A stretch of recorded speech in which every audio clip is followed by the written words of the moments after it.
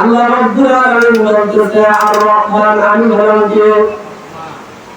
বলেন এরপরে আল্লাহ বলতেছে আল্লাহ আল কোরআন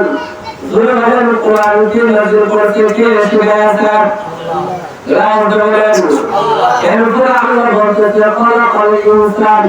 জোরে বলেন মানুষ সৃষ্টি করেছে কে এই যে মানুষের ভিতরে কোরআনের শিক্ষা থাকবে না,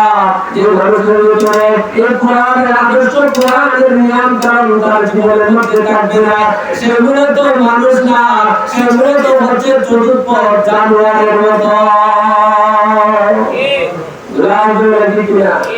কারণ যাদের ভিতরে কোরআনের শিক্ষা আছে এরা হচ্ছে মূলত মানুষ, আর যাদের ভিতরে কোরআনের শিক্ষা নাই, যাদের ভিতরে কোরআন নাই, এরা পৃথিবীর যত ডিগ্রি অর্জন করে আল্লাহ বলতে